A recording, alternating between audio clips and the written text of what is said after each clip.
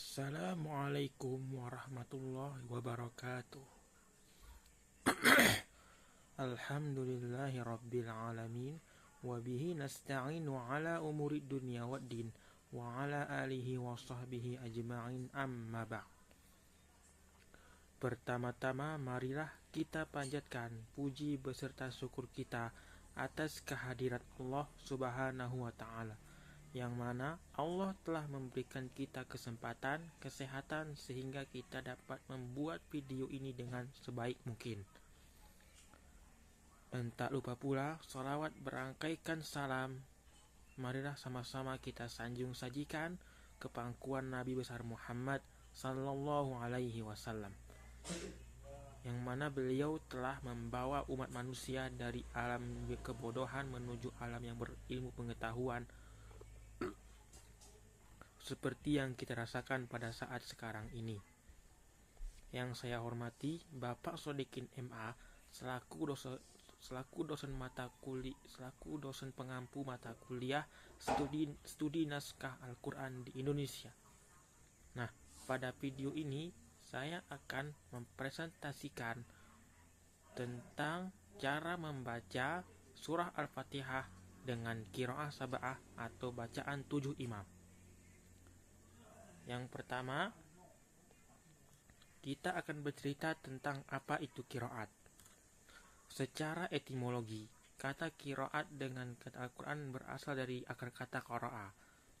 Kata qiraah merupakan bentuk masdar dari kata qara'a, yaitu bisa diartikan dengan membaca, mengumpulkan, menggabungkan.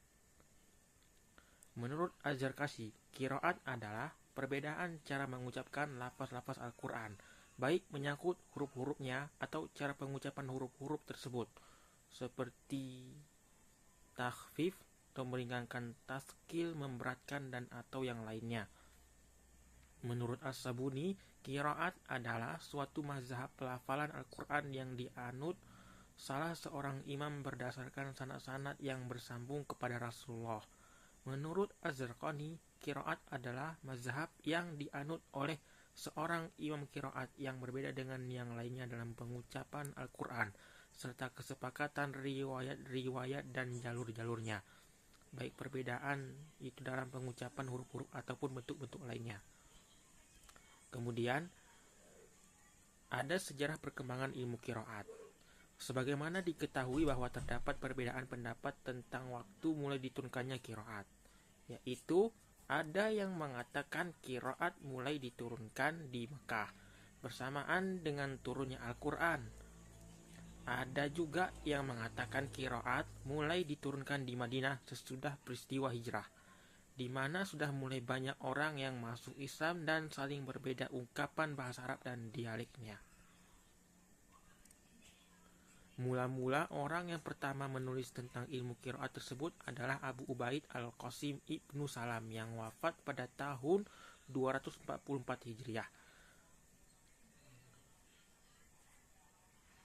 Di zaman sahabat, para qari dan hufaz yang terkenal adalah Utsman bin Affan, Ali bin Abi Thalib, Ubay bin Ka'ab, Zaid bin Sabit, Ibnu Mas'ud, Abu Darda, dan Abu Musa al-Asy'ari.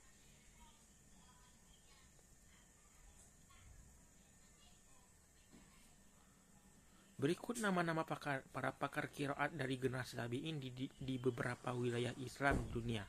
Pertama, ada di Mekah. Qari-qari yang tinggal di Mekah yaitu Ubaid bin Umair, Atha, Taus, Mujahid, Ikrimah, dan Ibnu Malikah. Kedua, di Madinah.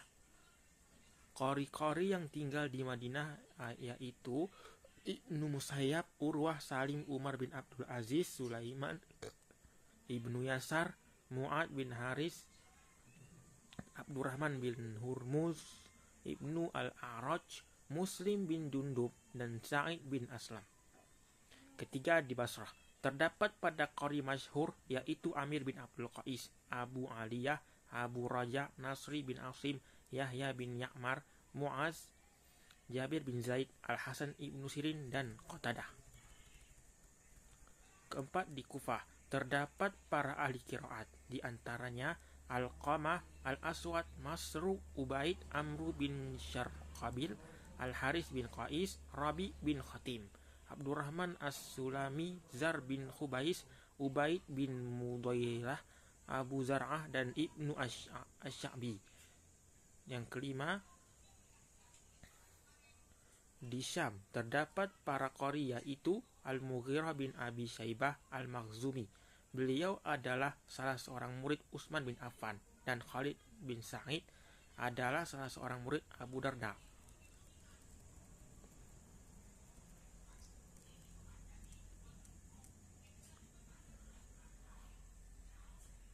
Pada permulaan abad pertama Hijriah, sejumlah ulama dari kalangan tabi'in membulatkan tekad dan perhatiannya untuk menjadikan qiraat ini sebagai disiplin ilmu yang independen sebagaimana ilmu-ilmu syariah yang lainnya, sehingga mereka menjadi imam dan ahli qiraat yang diikuti oleh generasi ke generasi sesudahnya. Para ahli qiraat tersebut di Madinah adalah Abu Ja'far Yazid bin Qaqa bin Nafi bin Abdurrahman. Di Mekah terdapat Abdullah bin Kasir Al-Qurashi dan Humaid bin Qais Al-Araj.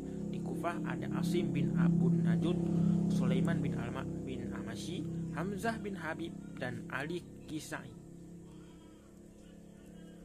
Pada abad ketiga Hijriah, qiraat ini terus berkembang hingga sampailah pada Abu Bakar Ahmad Ibnu Musa Ibnu Abbas Ibnu Mujahid yang terkenal dengan panggilan Ibnu Mujahid, yang wafat pada tahun 324 Hijriah di Baghdad.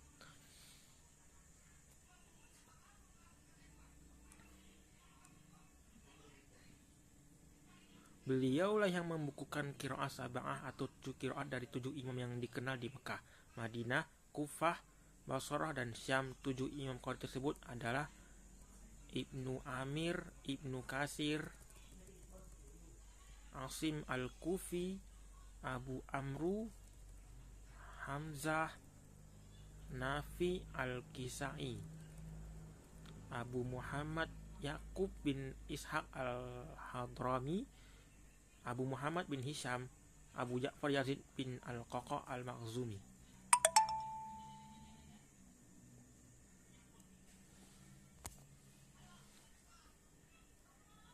Selain qiraat yang 10 ini, muncullah pula 4 qiraat yang qori-qorinya, yaitu 1. Muhammad bin Mahaisis Al-Makki, 2. Al-A'mash Al-Kufi, ketiga Hasan Al-Basri, dan keempat Yahya Al-Yazidi. Dengan munculnya 4 qiraat ini, maka semuanya menjadi qiraat 14 yang terkenal dengan sebutan qiraah Arba'at Asyrah.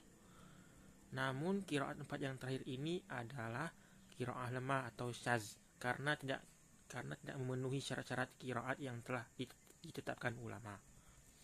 Pembahasan selanjutnya ada syarat-syarat qiraat.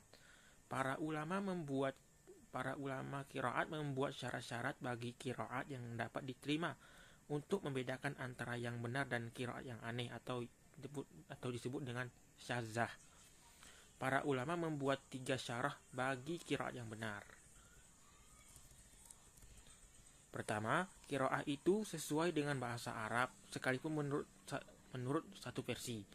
Kedua, qiraat itu sesuai dengan salah satu mushaf Utsmani sekalipun secara potensial. Ketiga, bahwa sahih sanadnya baik diriwayatkan dari imam qiraat yang 7 dan yang 10 maupun dari imam-imam yang diterima selain mereka.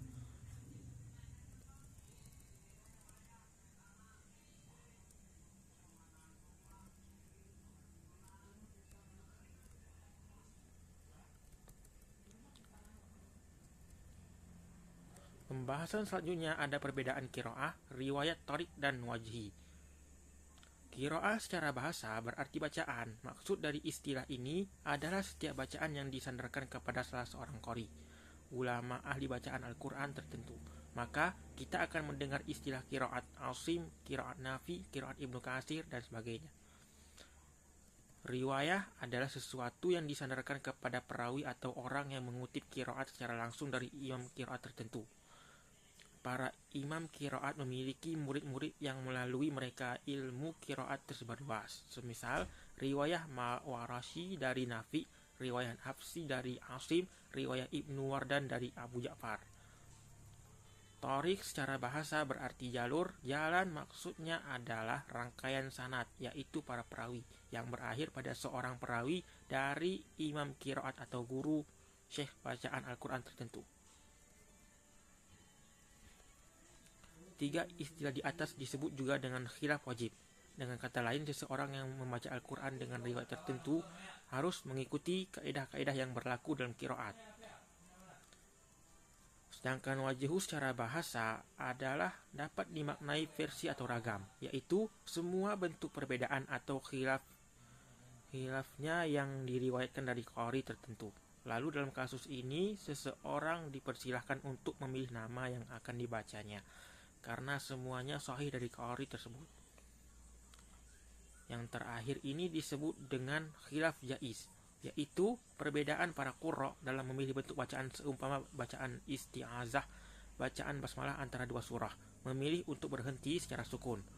Rom atau ismam memilih bacaan dengan kadar panjang isba panjang 6 harakat, tawasud pertengahan 4 harakat, atau qasar pendek 2 harakat dalam mad arid disukun. Nah, untuk pembahasan selanjutnya akan kita bahas tentang cara membaca surah Al-Fatihah menggunakan 7 imam qiraat. Cara membaca surah Al-Fatihah menurut qiraat sab'ah. Cara membaca Al-Fatihah hanya satu bentuk saja. Qiraat yang kita pakai hari ini adalah qiraat Asim riwayat Hafsi. Kali ini saya akan memberikan postingan cara membaca surah Al-Fatihah dengan qiraat yang lain. Sebelum saya memaparkan imam yang juga perawinya yang termasuk dalam qiraat sab'ah. Para imam tersebut adalah 1. Ibnu Amir, perawinya adalah Hisham dan Ibnu Zakwat. Kedua ada Ibnu Katsir, yang perawinya adalah Al-Bazi dan Kumbul. Ketiga Asim Al-Kufi, yang perawinya adalah Hafsi dan Syu'bah. Dan keempat ada Abu Amru, yang perawinya adalah Adul dan As-Susi. Kelima ada Hamzah Al-Kufi, yang perawinya adalah Khalad dan Khalad. Keenam ada Imam An-Nafi, perawinya adalah Qalun dan Warasi. Yang ketujuh ada Al-Kisai, yang perawinya adalah Abu Haris dan Ad-Duri. Nah, pada ayat pertama yang berbunyi Bismillahirrahmanirrahim, pada ayat pertama ini semua imam qiraat sab'ah sepakat. Artinya kita tidak dibenarkan membaca dengan qiraat yang berbeda seperti pada tulisannya. Dan pada ayat kedua Alhamdulillahirabbil alamin, pada ayat kedua ini semua imam qiraat sab'ah bersepakat. Pada ayat ketiga semua imam qiraat sab'ah bersepakat apabila membaca wasal disambung ayat 3 dengan 4, maka ada dua pendapat.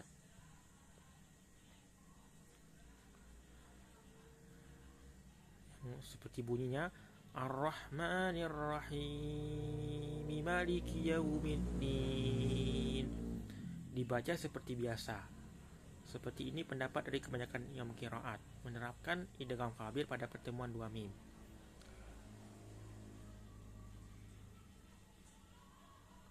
Nah,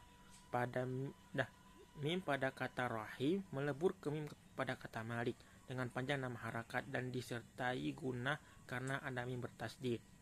Pendapat ini diterapkan oleh Imam Abu Amru dalam riwayatnya As-Susi,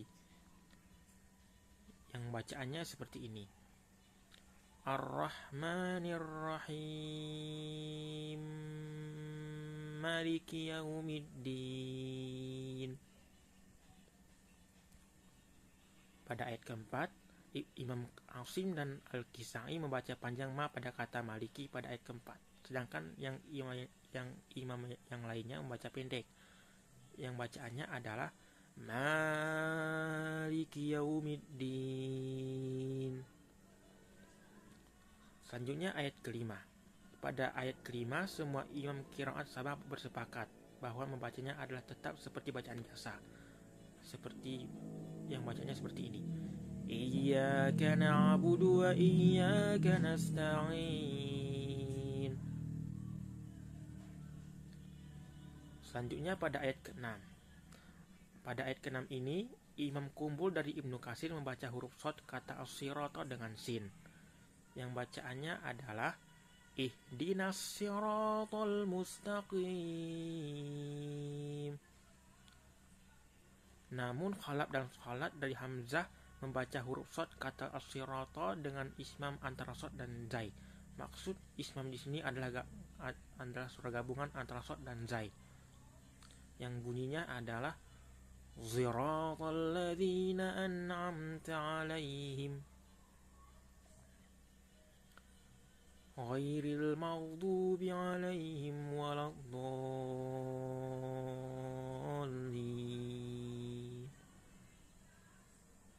Pada ayat ke-7, Imam Kumbul dari Ibnu Katsir membaca huruf shad kata as-sirata dengan sin.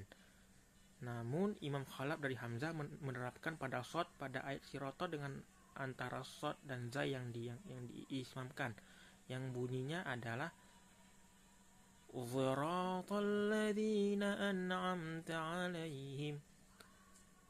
Imam yang lainnya membacanya dengan shad, sedangkan Khalaf dan Khalat dari Hamzah membaca dhammah huruf ha pada alaihim sehingga menjadi alaihum. Berbunyinya ghairil maghdubi 'alaihim waladdallin.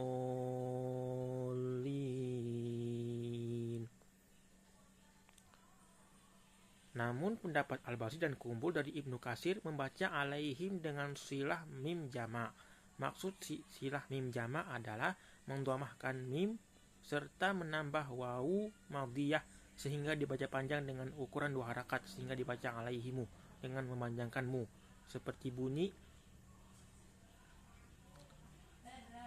Siratal ladzina an'amta 'alaihim ghairil maghdubi 'alaihim waladdallin. Nah, Qalun dari Nafi membaca alaihim dengan 2 wajah, bisa sukun seperti biasa atau silah mim jama'. Bisa seperti contohnya ini ghairil maghdubi 'alaihim waladdallin atau ghairil maghdubi 'alaihim waladdallin. Nah, imam yang lainnya selain dari imam di atas membaca alaihim ini dengan kasrah ha dan sukun mim. Mungkin hanya ini yang dapat saya sampaikan. Semoga video ini bermanfaat bagi kita semua. Mungkin ada kekurangan dan kesilapan, saya mohon maaf. Saya tutup dengan ucapan wabillahi taufiq wal hidayah. Wassalamualaikum warahmatullahi wabarakatuh.